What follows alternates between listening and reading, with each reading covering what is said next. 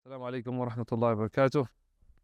بسم الله الحمد لله والصلاة والسلام على رسول الله وعلى آله وصحبه ومن والاه. اللهم لا علم لنا إلا ما علمتنا إنك أنت العليم الحكيم.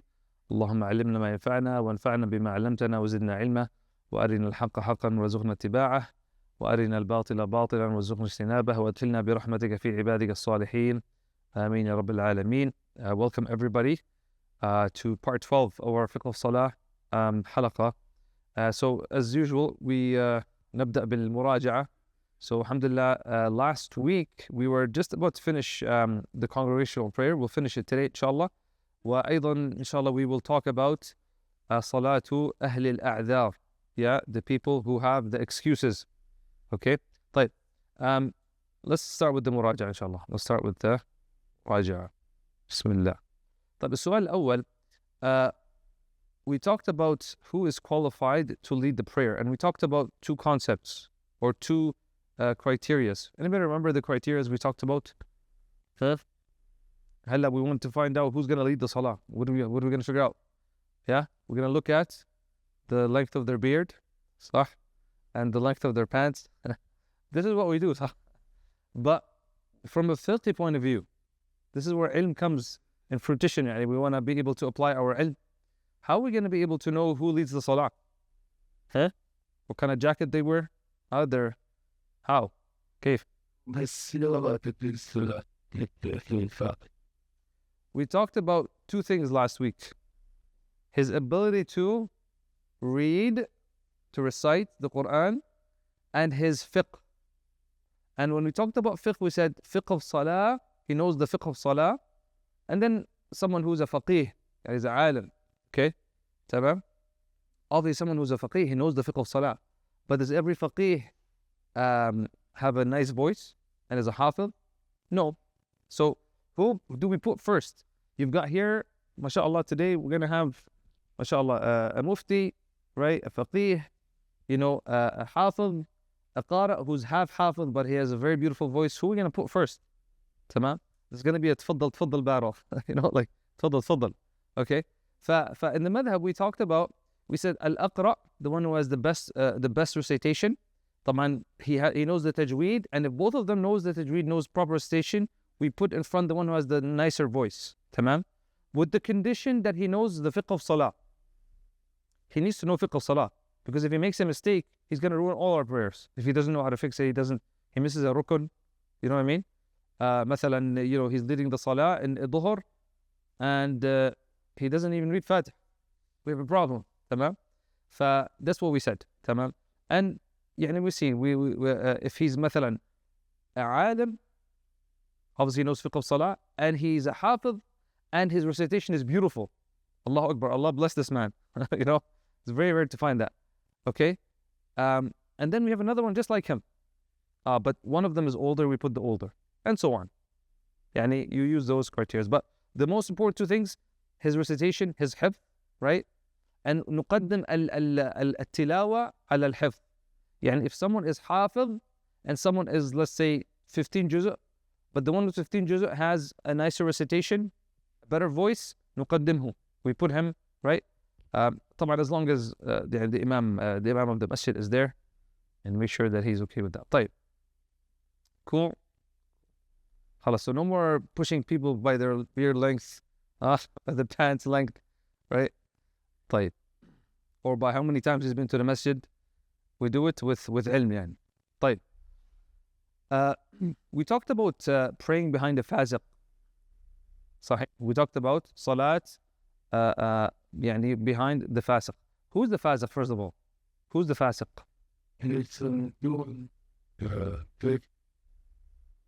So the one who has done a kabira, a major sin, and we said a major sin is any sin that has a punishment mentioned in the Quran or Sunnah, or someone who is okay with doing minor sins, just doing it.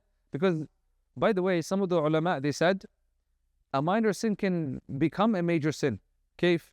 How? When you do the minor sin so many times that you don't care. What's the major sin here? The major sin is you not caring that you're sinning against Allah.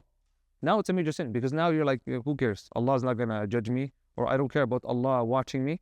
Al-asl, the believer, does a minor sin, repents. Minor sin, repents. Minor sin, repents. That's fine. يعني المداومة على ذلك. That's fine. طيب. But we said the main opinion in the madhab, they said no salah behind a fasiq. Okay? And we said that's a bit problematic. And we have another opinion in the madhab that it's makruh to pray behind the fasiq. Right? يعني, of course, what is the definition of a fasiq? Exactly, someone. So I told you, يعني, some went as far as saying, well, shaving the beard, in according to them, is major sin. Okay? And so, or sorry, minor sin, but he's shaving it all the time. Okay? And so he would be considered a fasiq, so we're not going to pray behind him. Some of them went as far as that. تمام؟ يعني this is فيها كلام يعني, لكن and we said they can only lead those who are just like them. طيب, what is the ruling of praying behind him? We said, yeah, one of the opinions is it's haram to pray behind him, and one of the opinions is makruh, right? And so it's always better to make sure that the one leading the salah is not some like alcoholic, someone who's known in the community to be like, يعني, has bad akhlaq and things like that. So it's better to not do that. طيب, who is not allowed to lead the prayer? We mentioned a few people. Okay, mention to me, or those specific situations.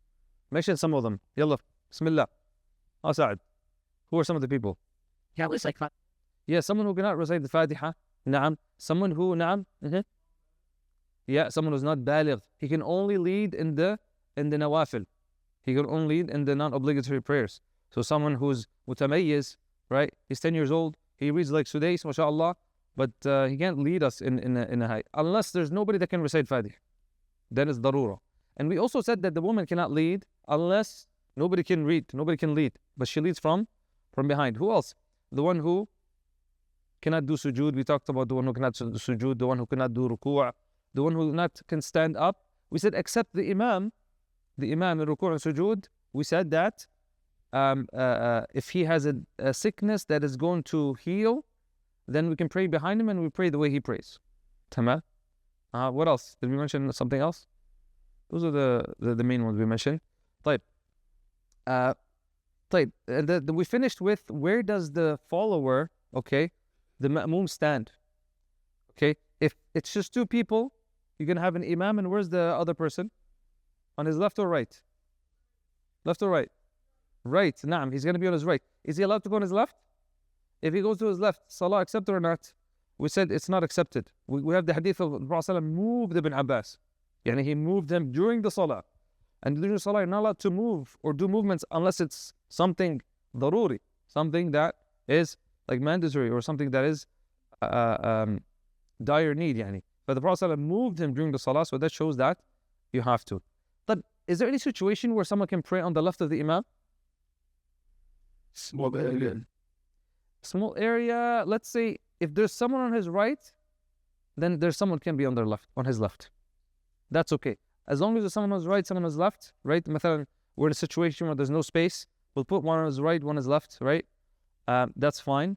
But naturally they pray behind him. Tamam. Jimmy. Cool. We stopped there. Let's continue. So we stopped here. We said وَكُرِهَا Bismillah ar-Rahman ar-Rahim. وَكَرُهَا نعم وَكَرُهَا علو إمام على مأموم ذراعا فأكثر. So here now he's going to talk about what is makruh. So what is makruh? Remember our rulings, al-ahkam al-taklifiyya.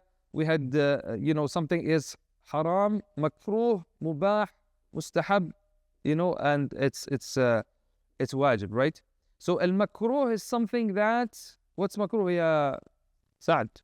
Ya Siddiq. What's makruh? We're given a ruling. We need to know what the ruling means. Isn't this the thing means dislike? It's dislike. So what does that mean in terms of reward and punishment? It'd be sinful. You wouldn't be sinful if you did it, but if you avoided it, okay, then you get reward for it. If you avoid doing these things, you get reward for it, but you're not sinful for doing it. So from the dislike things for the imam, number one, they said, okay, علو إمام على مأموم ذراعا فأكثر, that the imam prays above, at a higher level than the follower, okay, Dhira is about 55 centimeters. Where did you get this from? They said this was, we have a hadith of Rasulullah would pray on the step of the minbar. And that was about dhira. Okay? When he would show the Sahaba how to pray, he prayed like that so that they could all see in the beginning times. And so the prayer was fine. It was accepted. So they say that's good. Anything that's that high or lower, it's fine. Anything higher is disliked. They didn't say it's haram. They said it's disliked because the Prophet ﷺ didn't do it. He just did it once or twice in the beginning so people can see him. واضح? طيب. So for the Imam to pray higher than like 55 centimeters. 55 centimeters, I don't know. Like maybe halfway here to here. يعني, is this, how high does this look like? Half? Up to here, right? Yeah, يعني 55 centimeters. يعني نص متر يعني. طيب, جميل. Half a meter. Something less is okay. Now, this is the height of the Prophet's minbar. And then he says, وَصَلَاتُهُ فِي مِحْرَابٍ يَمْنَعُ مُشَاهَدَتَهُ. And for him to pray in a mihrab, in an area that prevents people from seeing him. Yeah, and imagine like I'm praying there and there's like a wall blocking me or something like that, or a curtain. I don't know, in some places. And people can't see the Imam. That is something that is makruh. Right? So the Imam should be viewable, should be seen by the people. يعني إنما جعل الإمام ليؤتم. يعني the Imam is put there so people can actually follow him and see him. Number 3, he says, وتطوعه موضع المكتوبة. What's he saying here? He says, and he prays his voluntary prayers in the place he led the prayer. يعني هلا the Imam, he prays يعني when he leads the Salah, he's not supposed to pray his Sunnah there. Why? They said because this is going to like confuse some people. Some people walk in, مثلا everybody leaves, and some people walk in and they think it's another jama'ah or something like that. Yeah, and they mention. So it's better for him to move, pray somewhere else. That's why you see the Imam usually gets up and prays somewhere else on the side and so on. So it's they say it's makruh to pray in the same place that he led the Salah. Okay? And then he says, وَإِطَالَتُهُ الْإِسْتِقْبَالَ بَعْدَ السَّلَامِ. And making, facing the Qibla for a long time after finishing the Salah. So when the Imam says, Assalamu alaikum, Assalamu alaikum, it's makruh for him to just keep facing the Qibla. He should turn and face the people. He should turn and face the people, unless he has a reason to not do that. طيب. Now we're going to go to the Ma'moom, the follower. What is some of the things that are makruh for the Ma'moom? It says, وَوُقُوفُ مَأْمُومٍ بَيْنَ سَوَارٍ تَقْطُعُ الصُّفُوفَ عُرْفًا. And it's disliked for the follower, okay, standing behind columns without need. What does it mean? Like in some of the masajid, there's pillars. Tamam? So, and that's why like if you go to some masajid, they will skip the row of the pillars. Like I was in, I saw it in Riyadh. I saw it even when I was in Algeria. They would have, mathalan, pillars. And so they would have a line, and then they would do a line. They would skip the line with the pillars, then they would do a line after that, right? Because of this, right? We have some ahadith, they did qiyas, they said this cuts the line. But what about in some masajid, they said only for darura. Once you fill the masjid, it's okay. For Jum'ah, it's okay, that's fine. But it's better to make a line full without the pillars blocking it, tamam? That's why he's saying here, it is permissible for people to have different rows in various parts of the masjid, even if they are not connected to each other. That's why I said, so, in some masajid, and sometimes the pillars are huge. There was a masjid in Riyadh, they tried to copy Masjid al-Nabawi. The guy had a lot of money, mashallah, and he made a masjid just like Masjid al-Nabawi. But the pillars were so big. I mean, if I told you how big they are, you wouldn't believe me. The pillars are big as that room behind you. That whole thing, that's a pillar. That really cuts the line, if you think about it. But they would skip, except in Jum'ah. They would skip that line, except in Jum'ah. Tamam, and that's fine. Because remember last week we said, the Imam, the follower, he's part of the Salah as long as he what? If he's in the masjid, as long as he hears the Imam, he's part of the Salah. And he's following, right? And for someone outside the masjid, right, as long as he sees the Imam, or he sees those praying behind him, then he is praying with them. Does that make sense? واضح? طيب? Okay. So, نعم. And this is being black and white, so there's no only below split. But it's this day, you get following the king. from the other line. ما في مشكلة. That's what he's saying. Like even if there's space in between, that's fine. Yeah. It can be. Yeah. يعني, usually, like I said, I've seen it in masajid. When I was in Algeria, like in some of the masajid, there's pillars. They would make the first line has no pillars. The second line has pillars. They would skip it, go to the third line, and they would pray there. It's fine because you can see him. You can hear the imam. يعني ما في مشكلة. Just imagine that we made the lines wider than this. Same thing. And it's like, yeah, it's like you pray in the first line, you skip a line, you pray in the second line. ما في مشكلة.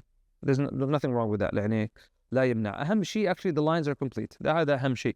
And there's nothing in the sunnah that says they have to be this close or that far. It's just a matter of logistics and space. طيب, and then he says, إلا لحاجة في الكل.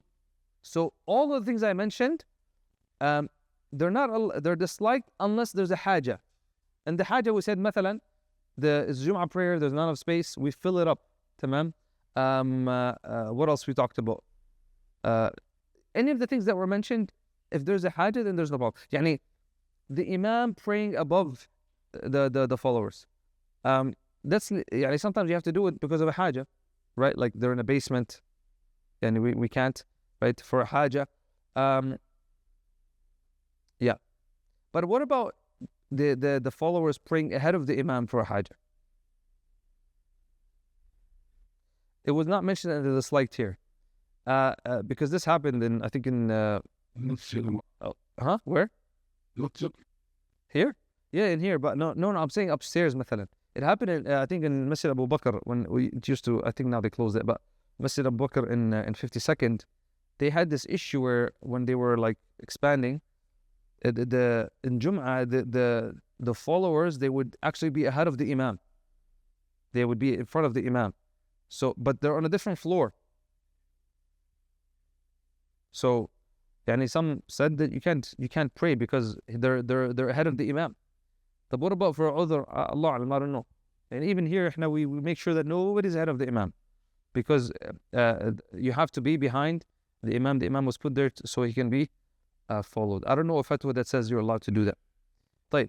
And then he says, وحضور مسجد وجماعة لمن رائحته كريهة من بصل أو غيره. Okay, so now they mention the karaha of someone, because we have it's disliked for someone to attend the masjid or a jama'ah with a bad smell from onions and garlic, because we have plenty of hadith. يعني the Prophet says, من أكل ثوما أو بصلا فليعتزلنا. Let him يعني stay away from us. إنما الملائكة تتأذى مما يتأذى منه بنو آدم. That the angels are hurt by that which the son of Adam is hurt, like a bad smell. So you can do qiyas on anything. يعني bad body odor, whatever you do. يعني if you have a bad smell, then you shouldn't pray jama'ah. It's makruh for you to do that. Some said it's even haram. Some said it's makruh even if there's no one in the masjid. Yes, you're the only one. Okay, because it's a place where the malaika are, and and yukrah lahu, even they said حضور الجماعة even if it's somewhere else and in a public place. Why is it makruh to pray even jama'ah outside the masjid if you have a bad smell? It's very simple. It's not a secret hard answer. Why? Because you're hurting the guy next to you. Yeah, I don't know if you experienced it, but I've experienced it, like praying next to someone with a bad smell. ما في خشوع. So now you are ruining other people's prayer, right? You're praying. This happens in Tarawih a lot. Right? People come, they just ate like 7-course meal, right? And then they start burping, and then it's just like, A'udhu billah, right? And I've seen people who break their salah and leave. I've seen it before. When we were when studying, some students, they're coming from poor countries, so they're not used to showering like every second day or third day. They'll shower like once a month. They're used to that. SubhanAllah, they're coming from poor country, and so they'll come and pray, and you can smell the smell. I don't know, maybe they're used to it, but people from like the Western countries, they couldn't handle it. So they would like leave the salah or change the robe, break the salah, and right. You're hurting the other musalli. طيب. Now he's going to talk about excuses to leave the Jama'ah or the Jama'ah. He says, وَيُعْذَرُ بِتَرْكِ جُمُعَةٍ وَجَمَاعَةٍ. So you might say, what's an excuse for me to leave the Jum'ah or the Jama'ah? What are some excuses? Okay. So he says here, maridun. Okay, so who's the first? The one who is sick, right? So the one who is sick, he's allowed to be at home, stay at home. For the one who believes that Jama'ah is wajib, it's an excuse for him if he's sick, if he's not well, if he fears coming will make him worse or slow down his healing. Because someone might say, what do you mean? How do I know? How do I know if I can miss Jum'ah? If you think that you're going to get others sick, then you have an excuse. Until you have a flu and you're going to be sneezing and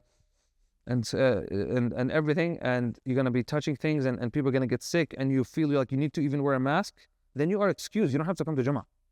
Asla. Tamam? You don't have to feel bad about it. This is a rukhsa for you, and actually you're doing everybody else a favor. And you're rewarded for it. ما في مشكلة يعني. Okay?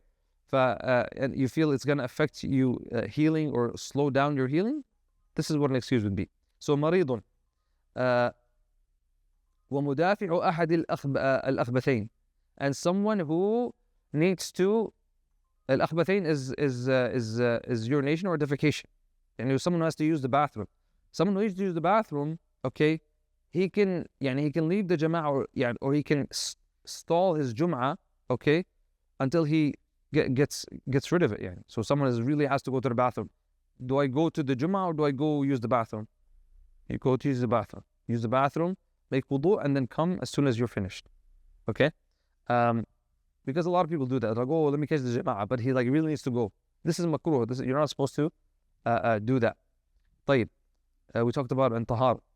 What else? He says, وَمَنْ بِحَضْرَةِ طَعَامٍ يَحْتَاجُ إِلَيْهِ. Okay, let's talk about this. And the one whose food is in front of him. If food is in front of you, he says يَحْتَاجُ إِلَيْهِ. Okay, so it's not like it's Jum'ah is like in half an hour. You're like, you know what? Let's just go eat. So you put food in front of you, and then you're like, oh, وَحُضُورُ طَعَامٍ. You can't do that. Tamam. But for example, you're someone who went to a mat'am, okay, to a restaurant, and you made an order, and they're taking a really long time. You swore you're not gonna come back, but khalas, you're already here, okay. So the food comes, and it's like, oh my God, it's Jama'ah time now. Okay, do you have to leave? No. You stay, you eat your food, and then you go pray another Jama'ah. Tamam, that's fine. Okay? Because if the Hudr al-Asha, we have a hadith like that if the food is presented, and the person is hungry. Why? Because he's gonna go hungry and he's like thinking about food. Oh my God. And if you really need the food, you eat it. Tamam? It's like Hassan. Huh? Like that. Yeah, he needs the food, huh? طيب. Aslan, he's not baligh, right? If they know that, they don't have, they're like, I don't have to come anyways. فحضور طعام. طبعا it's from the hikmah to try to avoid the salah in the Jum'ah time. And if someone's like, I'm gonna eat my lunch during Jum'ah, then no, that's not Habibi, that's not acceptable. Yeah. Naam? Yeah, he's like, oh, khalas. Yeah, or his wife is like, I don't want my husband to leave, I put the food on the table. Huh? طيب. Jamil. And the next one, he says, وَمَنْ يَخَافُ, okay, and now he's gonna list, okay, 6 things that a person might fear for. So, وَخَائِفٌ ضِيَاعَ مَالِهِ, number 1. So those who fear the following 6. So the first thing we said, sick, one who has to use the bathroom, one who has food in front of him. And then he says, the one who fears the following 6. So the first one, the one who fears his wealth might be lost. You might lose some money. Somebody's like, you think that somebody entered your house, mathalan, and is gonna steal something, or mathalan, you saw someone get into your car, or you come out of the house, you go to Jum'ah, and you saw your window broken for your car. Well, what should you do? Huh? Call the police and then go to Jum'ah or what? No, you have to. This is where ilm is important. Here you have the right to stay there, and because if you leave, what could happen? It's an emergency. It's an emergency. Someone might take your car, the whole car.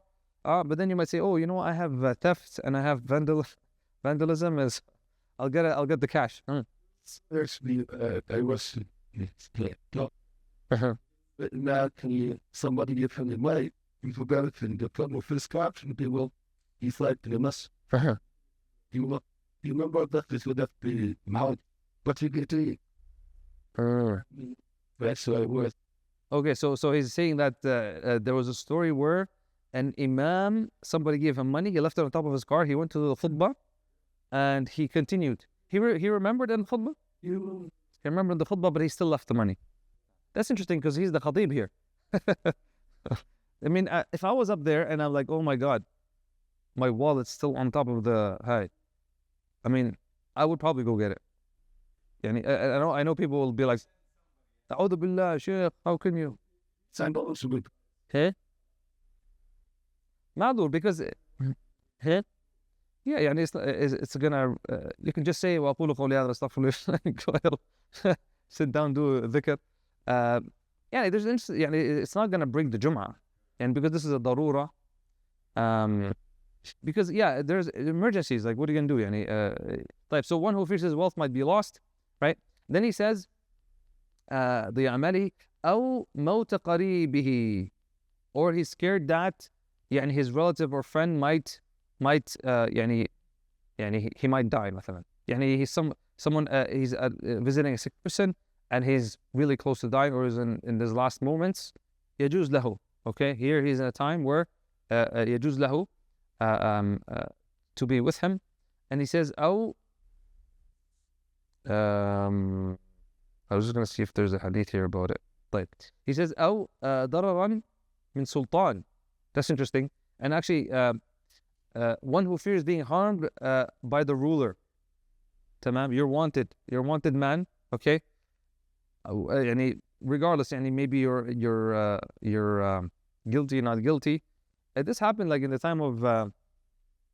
You read this in some of the stories of the Sahaba and the Tabi'een, when there was a lot of fitna. For example, what's his name? Al-Hajjaj. Al-Hajjaj was looking for. If you guys read in the history, the Fitnat al-Qurra, the ulama and the Qurra, they went against Al-Hajjaj, right? And he killed a lot of them. And so some of them that survived, okay, like Sa'id, one of the Tabi'een, he actually just went to hide. Like he went to hide in Mecca, in the Haram area, so he would never be seen, right? So yeah, he fears, and so he might have missed some jama'ahs, some jum'ahs, so people don't see him in the public.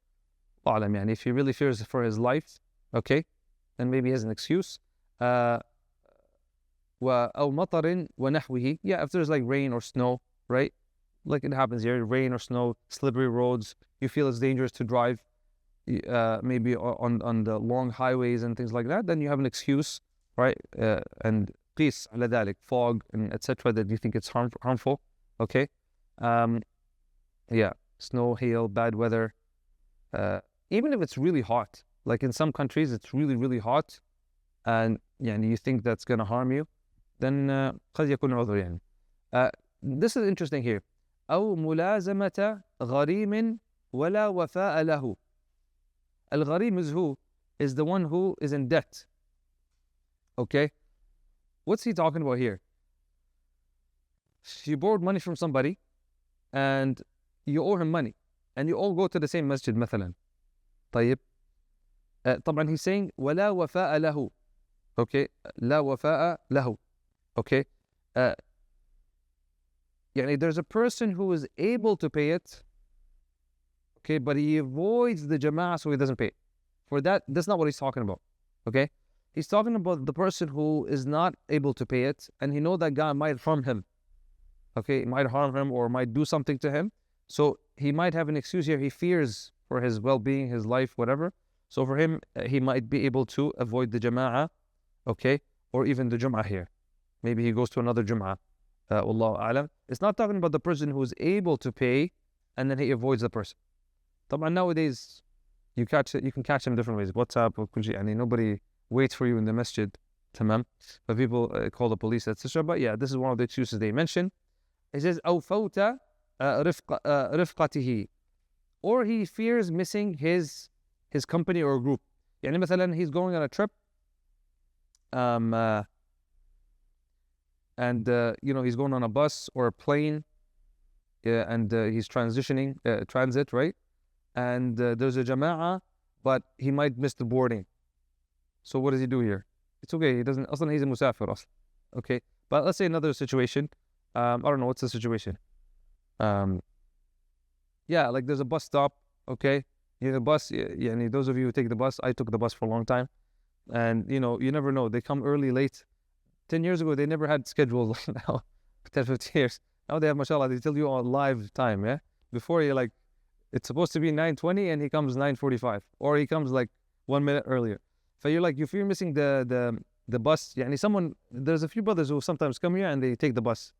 They're like, oh, I might miss the bus. And there's no bus after. Okay? So it might be okay for him to leave. يعني مثلا he hears the adhan, it might be okay for him to leave. Wallahu a'lam. So those are the people. طيب. Now we go to, okay, and this one is very short. I think we can finish it. Now we go to فصل في صلاة أهل الأعذار. So now we're going to talk about those who have excuses. Maybe the title should have been prayer of those who have excuses. So the people of the a'dhar, al-udhr is an excuse, right? Al-udhr is an excuse. What in Sharia, and this is important to understand, what are the a'dhar? The main a'dhar are what? Talking about one of them right now. Sickness, na'am. What else? Safar, travel. Okay, what else? So we said marid, okay, أو مسافر, أو خائف, the one who fears for something. And that's pretty much what we kind of covered a bit now. But now we're going to talk about how they pray, what they pray, etc. So the Ahl al-A'dhar, they say the sick, the traveler, and the one in a state of fear, and anyone in a similar state of difficulty. Okay, they get some special rulings. Okay, because we have a fiqh principle that al-mashaqqatu tajlibu al-taysir. Al-mashaqqatu tajlib. Yani it brings ease. Okay, the al-mashaqqatu tajlibu al-taysir. And we have many verses. Yeah, فَاتَّقُوا اللَّهَ مَا اسْتَطَعْتُمْ يُرِيدُ اللَّهُ بِكُمُ الْيُسْرَ. Allah wants ease for you. وَلَا يُرِيدُ بِكُمُ الْعُسْرَ. Allah doesn't want difficulty for you, right? In Sharia, when something is difficult, has mashaqqa, okay, then the Sharia tries to ease that for people. Not in all instances, but with things that we have proof for. Okay? Anybody who's in a difficult situation, they have excuses. طيب.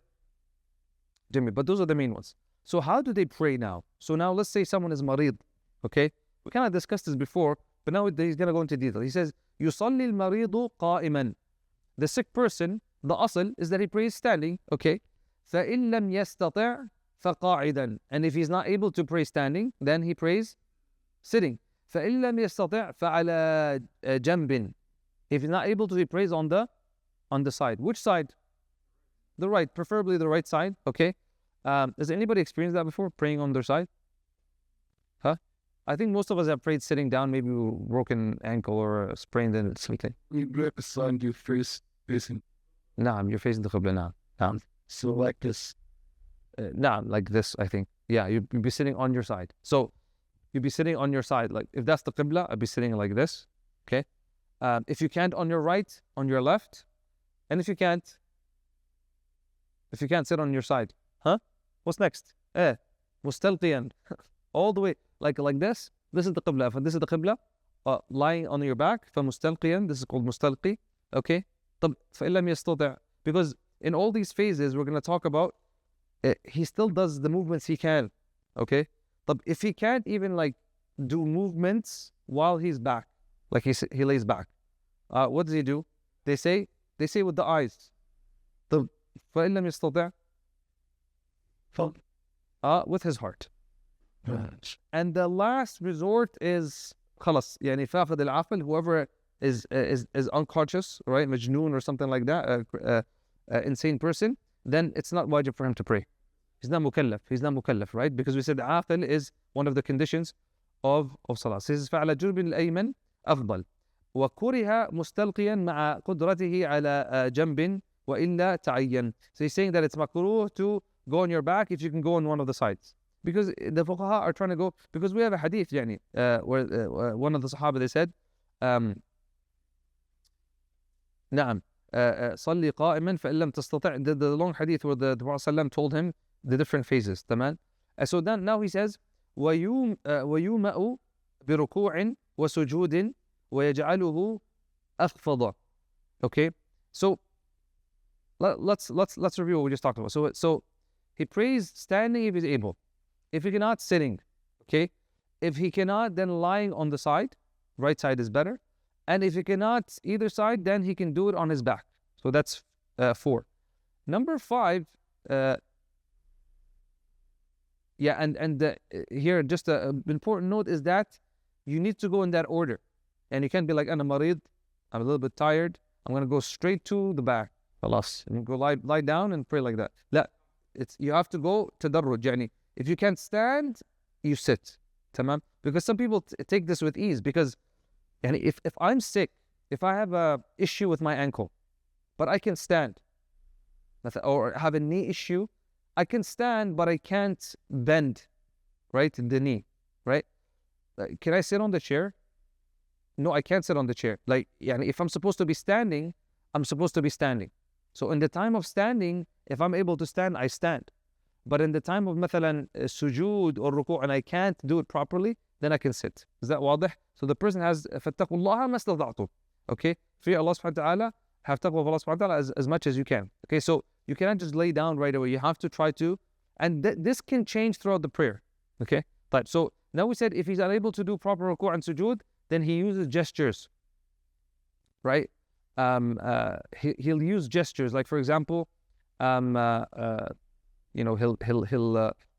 said if he's sitting down, you always have to make sure that the ruku' is different than the sujood. Okay? So, مثلا, if you go ruku' like this, the sujood should be lower. Okay? That's the main criteria. The ruku', if you do ruku' like this, the sujood should be lower if you're praying sitting down. Well, this is for someone who cannot do the sujood and the ruku' properly. Okay? Now, but there was no chairs in the time of the Prophet. How would they do it? We have a hadith that she said, رأيت النبي صلى الله عليه وسلم يصلي متربعا. إيش متربعا? We said like cross. Yeah, like how all of you are sitting, actually, most of you. Like they would pray like this, okay, and they would do the ruku' and the sujood like that. Does that make sense? So you can do that in the masjid. You don't have to get a chair. People are just used to getting chairs, but you don't have to get a chair. If you need to stand, if you can stand, you stand. But when you go to مثلا to sujood or ruku' and you can't do them, you can do it while sitting down like that. Is that واضح? With practice, you'll be able to do it. طيب, if you cannot even do gesture, then he should make gesture with his eyes. Some of the ulama, they said مثلا he blinks when he's doing ruku', okay, and sujood. تمام? He goes up and down, or he blinks with the niyyah, with the istihdar. I'm praying, and مثلا I'm about to do ruku', Allahu Akbar, right? And then Sami Allah alhamdulillah, I look up, and so on. واضح? فاتقوا الله ما استطعتم. The thing is, the important thing is the heart is there, and he's praying. If he can't with his eyes, then with his heart. If even his eyes are paralyzed, tamam, then he prays with his heart, tamam. And the only person that doesn't pray, ولا يسقط فعلها ما دام العقل ثابت. As long as the intellect is there, the mind is there, the person is aql, okay, then he needs to pray. نعم. فإن عجز فبقلبه مستحضر القول والفعل. Yeah. نعم. He says here فإن طرأ عجز أو قدرة, okay, في أثنائها انتقل وبنى. What's he saying? He's saying, so let's say you start praying standing, tamam, and all of a sudden you just can't. Now you have to do sitting. Okay, do you have to restart your salah? He says no. You transition. Okay, in the middle of the prayer, you're praying right now, and you feel dizzy, مثلا, or you're like, oh, this is really hurting. مثلا Tarawih, the Imam or in Isha, he decided to go like 5 pages, and you're like, I can't do this. Are you allowed to go down? Yes. You go down. You don't have a chair. But what do? You go down and you sit, and you're still praying. I know people are gonna be like, what's this guy doing? But that's what you're supposed to do. You don't break the salah. You just go down, okay? And if you're able to go back to high standing, eventually you do that. So you don't break your salah. You continue and you transition while you do that. Damn. Yeah, as long as the prayer cannot be abandoned. As long as he's sane, the prayer cannot be abandoned. I wanted to show a video, but there's no audio. But you guys have seen the video of the guy. He says, if you could make 3 wishes. It's an old video, subhanAllah, like, but it's one of those videos that really went viral a long time ago. I think it was a Saudi man. He was paralyzed. Have you guys seen the video? Yeah. And the person asks him, if you could make 3 wishes, right? What would they be? If you could make 3 wishes, what would they be? I don't know if I can. It's right here. It's this one here. Maybe you can read the text. So he says to him, okay, yeah. He says, but if I ask you, Abdullah, about the most important things that you lost and missed and wish you could have it after you've been paralyzed. He's paralyzed. And make the yatharrak. Okay? So he said wishes. There are 3 wishes that he said that tire me emotionally. So he said, and this is, there's hikmah in it, alhamdulillah, he's patient. He said, I wish I could prostrate to Allah. I wish I could prostrate to Allah subhanahu wa ta'ala. We take this for granted. Right? And now he said there is a verse in the Quran, يوم يكشف عن ساق ويدعون إلى السجود فلا يستطيعون. On the day of judgment, when the shin of Allah is exposed, and people will be told to pray, to prostrate, فلا يستطيعون. Who are the ones who won't be able to on the day of judgment? And those who didn't pray in the dunya, they won't be able to prostrate. Ibn Abbas said that their backs will just stay straight, right? Because they didn't prostrate in the dunya. When Allah's shin will be exposed, okay, يوم يكشف عن ساق ويدعون إلى السجود, they'll be told to prostrate to Allah, فلا يستطيعون, right? So this is an ayah that he reflects upon, and he said, I can't. And then he says, people see me like this and they're sad. He said, people see me now paralyzed and they're sad for me.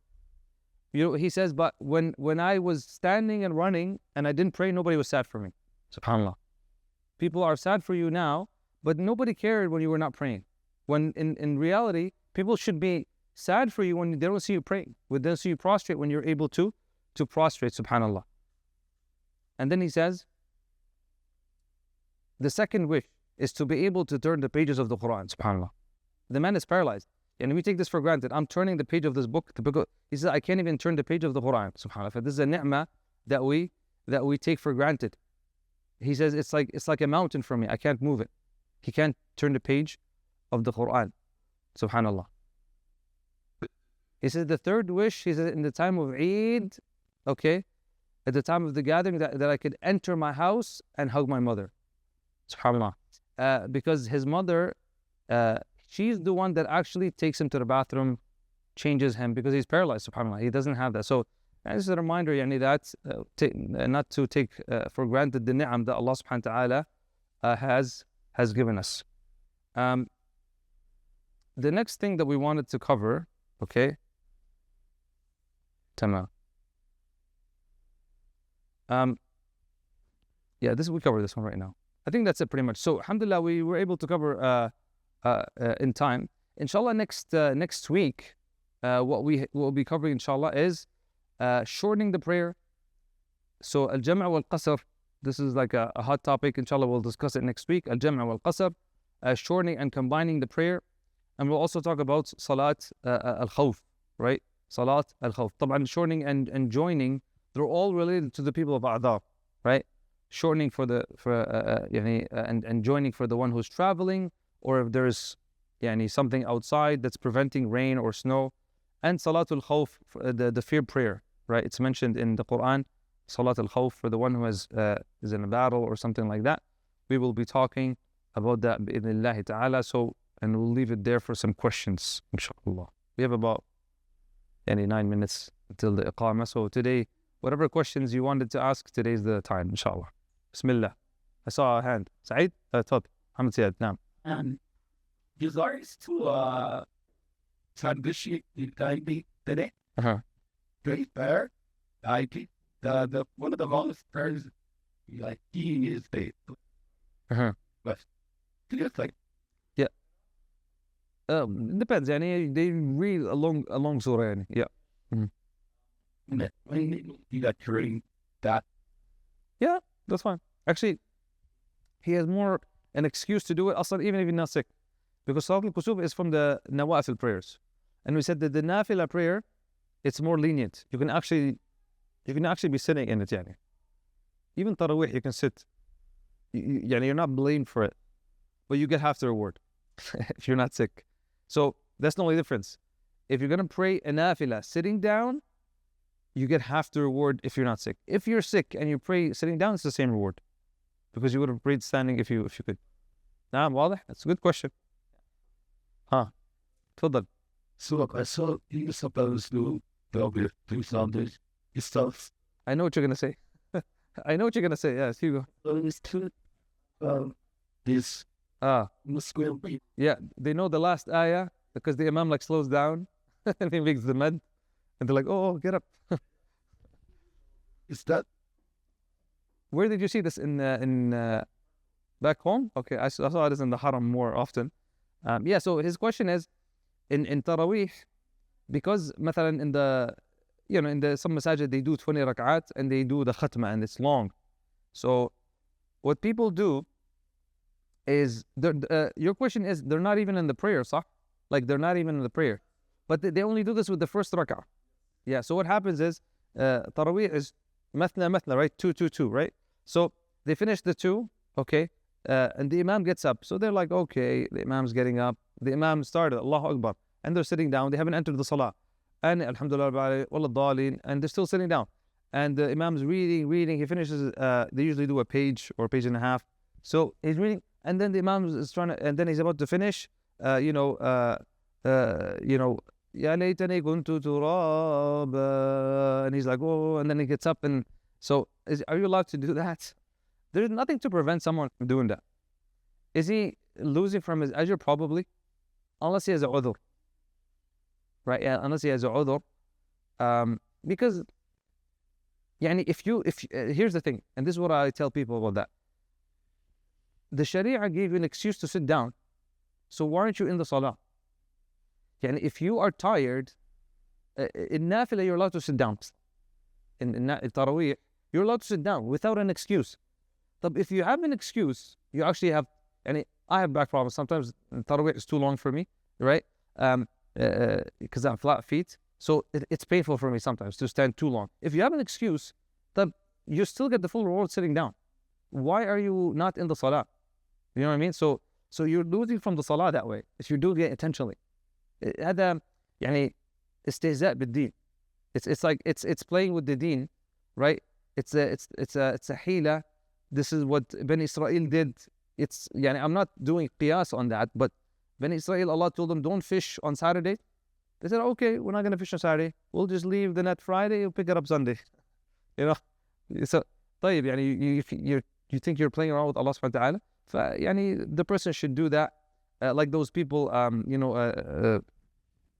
some people, what they do with Hajj, مثلا, with Hajj. And this happened a lot. طبعا, you're not allowed to do Hajj unless you have like a certification or a تصريح. What's a تصريح? Anybody? إيش تصريح? نعم?